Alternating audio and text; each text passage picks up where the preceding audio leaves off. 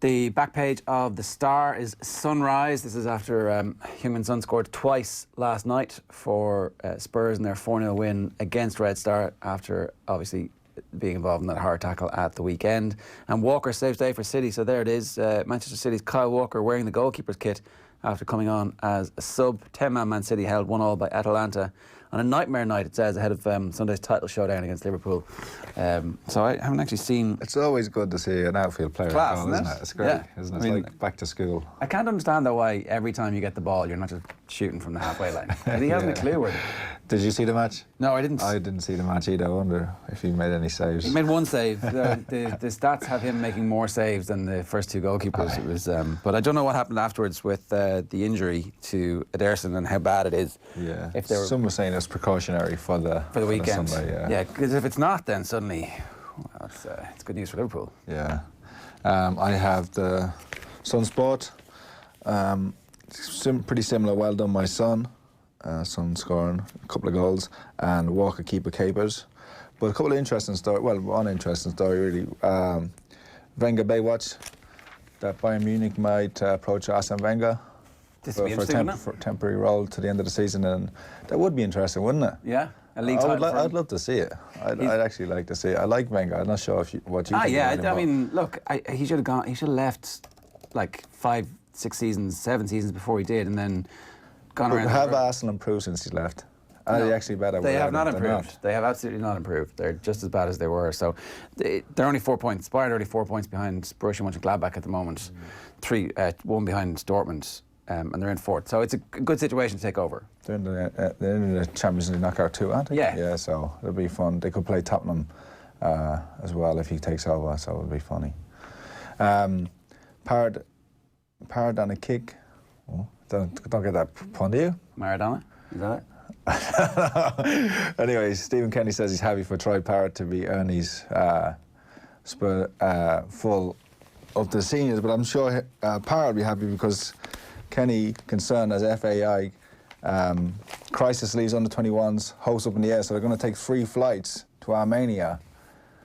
The under 21s, they've got to fly through London, Kiev, and then onto Armenia. Okay, that's not great, is it? Which is not ideal, and 2 flights on the way back when they've got a match as well. Okay.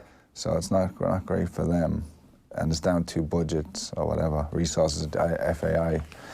It's not too good, but that's in the Irish Independent and a few other stories there. Carberry, return day still unclear, admits Van Gran.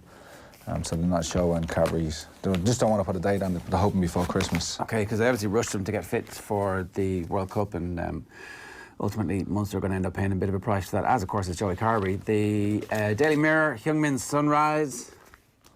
That's for you, Andre. Spurs star ends his nightmare week with a vital double. An open wound. Sexton World Cup scars will stay forever. So obviously there was press yesterday for the start of the Champions Cup, which is back live and off the ball in about 10 days' time now. Johnny Sexton says World Cup failure will be raw forever for the Ireland players who are in Japan but who don't make it to France 2023. Sexton will be 38 by the time France 2023 rolls around. It'll be raw for 4 years for lads that go to the next World Cup, for the lads that don't, for the rest of their careers, for the rest of their lives, really. It meant that much to us. We have to go and look at everything we did. We didn't evolve as much, but that's all in hindsight. And then bravo Kyle, sub-keeper lifts City. So he saved a free kick just moments after coming on. So fair play. I mean, maybe that's his future, you know? Third choice goalkeeper at City. Is he getting into the... He's not getting really a right... Is he getting a right back? Well, not at the minute, but like the best job in world football is third choice goalkeeper at City, because you're a multi-millionaire and you don't do any work. You don't get a medal, do you, really? You think you do, yeah. If you're do you make the squad? Maybe you don't make the squad, no. Irish Examiner Sport, no one will be as honest as we will be with each other. Sexton says I don't think inquest underway. So that's still to unfold and see what's to come out of that. But he was saying that it's the players who should feel, you know, it's not on Joe Smith. If we'd have done what if we'd have done his tactics or what he was telling us to do, then we would have fared better. Yeah, definitely they didn't play well. Yeah. Like, whatever about the tactical issues. And Tommy Martin's on the back page getting into the diving conversation. And everyone's doing this, so why are we still taboo about diving? I don't know. It does seem like everyone's doing it. I think everybody does it because no one gets punished for it.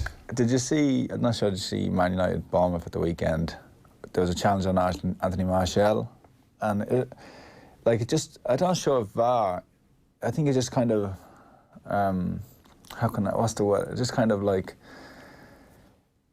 if it's still open to interpretation, VAR, isn't it? You know, because there was contact on his back leg. He went down, but then it was seen as a dive and it wasn't a penalty. You know, but there was actual contact. So I just think because VAR is there now, referees can say, look, it's there. VAR's there. This is the decision, even if it is it's still not conclusive. I think they need to decide that there's contact doesn't automatically mean a penalty, or contact does automatically mean a penalty. Yeah, and just make the rule even with clear.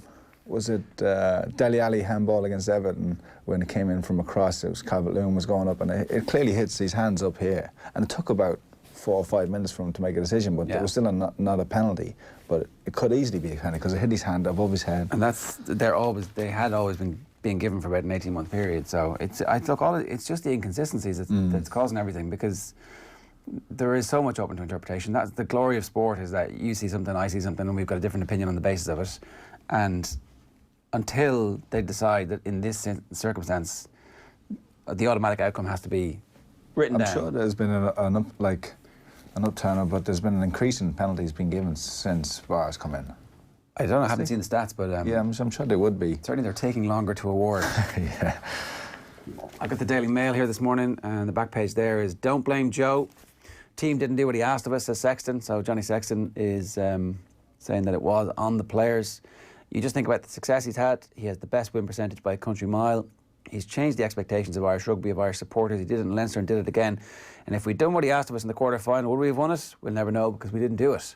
And another picture of Hyun-Min's son in the back of there. And Kenny questions nightmare trip for Armenia tie. So, the FAI's financial straits have forced Stephen Kenny and the Ireland under-21s to take a 3-flight trek to Armenia for next Thursday's Euro qualifier. In contrast to the senior team, who flew direct on a charter from Dublin to Tbilisi last month, the under-21s are booked on commercial flights from Dublin to Yerevan via London and Kiev. The return journey via Moscow will also mean more travel time, and then play Sweden on Tuesday week. So, I'm used to going direct with Dundalk. We'd have always chartered a flight. I do understand the way it is, that resources are very, very tight in the association at the moment. We're reminded of that constantly. So, not great. Bad. Looks bad when your national team can't even get a flight. They've got a really strong chance of qualifying for tournaments, and this is the next generation of players who are basically banking on to try and turn around our fortunes from the situation that we find ourselves in. And I don't know. The time spot, strip Saracens of 2 titles.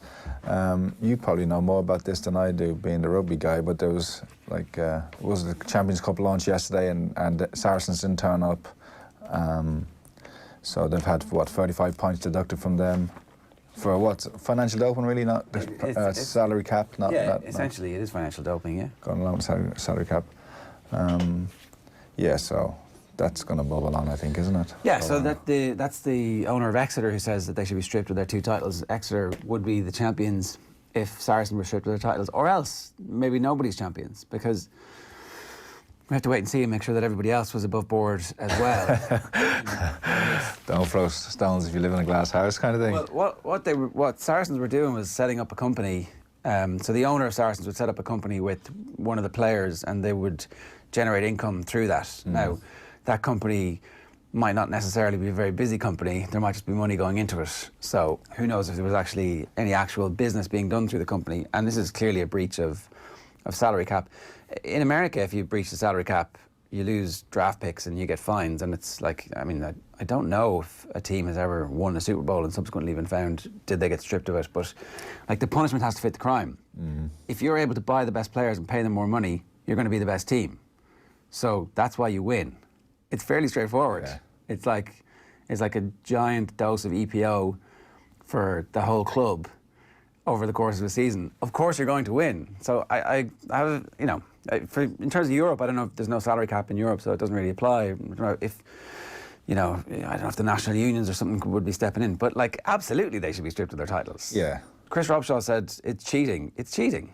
Plain and simple. It's the most obvious form of cheating that there is. It's like having an extra player on the field. It's cheating. And it's interesting to see at least Exeter are coming out and saying strip them. Their argument would be the money is irrelevant. We have better play. They can afford better players, but there's still the same number of players playing against the same number of players you have. Our ones just happen to be better. Yeah, that's their argument. Because they demand more money. It's like being able to afford. It's like PSG. Funny, I know it's like one team having one really good player. Yeah. Every one team having one really good player. Where this team have got 15. several. 23. So the Racing Post. The front of the Racing Post this morning, story about Duvin. Duvin ready for a return, but Mullins warns not to expect any fireworks. Some of Willie Mullins' A-listers are set to return to the red carpet this weekend, and among them will be Duvin, once the highest-rated chaser in training, who looks set to make his eagerly awaited comeback from a 565-day absence in the Tote.com Fortria Chase at Navan on Sunday. We'll talk about that more on Friday Night Racing as well. One last one for me. In The Guardian, just in a nice article with Nicola Adams, who's retiring, or retired, had to retire, I guess, with fears if she took another impact to her eye, she might be irreparable damage to her eyesight. So I think she seems pretty happy about the decision. She's not been that active as a pro, even though she won a world title. Had a tough fight last time. It was deemed a draw, but a lot of people saying it was very close. And yeah, she's Olympic champion, world champion, and within England, kind of a household name. So I think hopefully there's plenty of no fears for her. Yeah. Okay. Sports Thursday in the Irish Times. His son puts trauma of Goodison behind him to light up Belgrade. City hang on at Atalanta after Bravo red card. That was obviously in the second half. And then Davy Hannigan's piece there. Trump's divided society can be blamed for epidemic of racial abuse in school sports. And Manchester United against Partizan Belgrade tonight. Their previews of that. They obviously have got the World Cup failure will be raw for years. So this is the headline on Gavin Cummins' piece. I just want to do a bit of the detail on this because obviously the question that Isan Asiwa had a very specific saying that Ireland had changed style under Schmidt and then gone back to the original conservative style, which seemed like he had quite a lot of detail. So Sexton said he hadn't read or heard Asiwa's comments about the Ireland management abandoning the Stuart Lancaster-inspired unstructured play in early 2019. Stuart's come in and had a great impact with us, but that hasn't changed anything from an Irish perspective. Obviously, there were new coaches in the other provinces as well. What was it, 16 players going to the World Cup? It's only half the squad, which is the same line that Leo Cullen had last week. And then the question gets reframed. There's a narrative put forward by Asiwa that Ireland stagnated after 2018 because of a decision, presumably by Schmidt, to revert to a more conservative approach. We didn't improve enough, says Sexton. We didn't evolve as much, but that's all in hindsight. We obviously tried to, and we didn't. It's tough to take. I know everyone wants to say, oh, it's a quarter-final again, you didn't do this and that, but each quarter-final has been different. We knew coming into the World Cup that it was going to come down to the quarter-final. It was going to be South Africa or New Zealand, so it was blatantly going to be unbelievably tough. There was a good likelihood we were going to lose in a quarter-final. It was going to be a 50-50 game at best against a top-quality team. So it's going to be interesting to see exactly about the evolution. Actually, we can hear now from him about why Ireland couldn't produce their best. Have a look. Very disappointing, obviously, a couple of weeks. Probably take longer than a couple of weeks to get over the disappointment, but the only thing you can do now is just focus back into the next thing and try and make a success of that. Have you been able to put your finger on why it went the way it did? We didn't play well enough on the day against New Zealand. And have you been able to kind of identify the things leading up to this over the last year? Is it something over the last couple of months that started to go wrong, or when you think about it, was it something that for the last year hasn't really been right? No, it wasn't a year in total. Obviously, it was a failure because we didn't do what we wanted to do. We didn't have any, we didn't win any trophies or anything like that. But it wasn't all bad. There was some good performances in there. It's just we lost that consistency that we had before, and we had some poor performances, you know what I mean? And the margins are pretty small, even against New Zealand. I thought we were in a great place going into it. We sort of built our way from that Japan game, obviously, and we still knew that we were going to be in a quarter-final, and I thought we were building towards it, but we couldn't produce our best on the day. Yes, that's Johnny Sexton speaking with Neil Tracy yesterday. One final paper headlines for you, and that's the Irish News. You can stick that up there. Time for Down to step up. Carr calls on Mourne County Gaels to get behind Ballykindler project. So that's Ross Carr. And obviously, is it a centre of excellence that they're building there that he wants the entire county to get behind them? And then Antrim rocked by Fitzpatrick withdrawal. So things never running very smoothly for Antrim GAA. either hurling or football. That's the back page of the Irish News, and there's some Neil Lennon stories there as well. I want to bring you this as well. It's Stephen Kenny speaking to Off the Ball about Troy Parrott's call-up to Mick McCarthy's senior squad. Have a look. You know, Troy obviously has been unfortunate with a few injuries early in the season. You know, had a rib injury and then had that knee injury that ruled him out at a Toulon tournament and some subsequent internationals. But you know, obviously his first 2 internationals, he scored at under 21 level, scored 3 goals, which is a terrific return. Helped us to get 6 points against Armenia and Sweden, and he played against Italy, of course, and I was quite, you know, unfortunately was sent off in the game. But I think you know, we were delighted to have him for the period that we have him, and he did terrifically well. And you know, while we want to progress and try and qualify at under 21 level, it is ultimately about players progressing and becoming senior internationals. So I'm absolutely delighted for him that he's called up, and you know, that's the way it goes. Right. It's not too happy. Even though, like, it's a wry smile or something, isn't it?